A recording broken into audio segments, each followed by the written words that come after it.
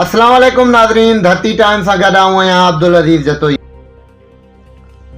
बांदीअ मां सिजवल ख़ान जी ख़बर शामिल कंदासीं। स्वीडन में क़ुरान पाक की बेहुरमती करण वारे अमल ख़िलाफ़ बांदीअ में जमायत इस्लामी पारां जमायत इस्लामी बांदी जे सदर साकिब अली आराई, हाजी खैरुद्दीन कुरैशी, तारिक जावेद आराई जी अॻवाणीअ में जुमे जी नमाज़ अदा करण बाद कादरी मस्जिद ॿाहिरां एहतजाजी मुज़ाहिरो कयो वियो। उन मौक़े ते जमायत इस्लामी बांदी जे सदर साकिब अली आराई ऐं हाजी खैरुद्दीन कुरैशी तारिक जावेद आराई मीडिया सां ॻाल्हाईंदे चयो त मुसलमाननि जी दिलि आज़ारी कंदड़ वाक़ियो बर्दाश्त न कयो वेंदो। उन अमल पूरी दुनिया में रहंदड़ 2 अरब मुसलमाननि जा जज़्बा मजरूह करण ते स्वीडन जो समाजी ऐं मुआशी बाइकाट कयो वञे। अहिड़े अमल जी सख़्त लफ़्ज़नि में मज़म्मत कजे थी।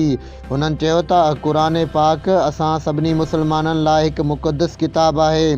असां हिन एहतजाज ज़रिए पाकिस्तानी हुकूमत खां घुर करियूं था त स्वीडन जे सफ़ीर खे फ़ौरी तौर ते तलब करे उन अॻियां शदीद एहतजाज कयो वञे ऐं हुनखे मुल्क मां निकाले ॾिनी वञे ऐं अक़वाम मुतहिदा जे ज़रिए उहा कानून साज़ी कई वञे त केर बि असांजे मुक़दस क़ुरान पाक अंबिया अलैहिस्सलाम ऐं ॿियनि मुक़दस जे बेहुरमती न कई वञे ऐं क़ुरान पाक जी बेहुरमती कंदड़ खे स्वीडन हुकूमत सख़्त खां सख़्त सज़ा ॾिए।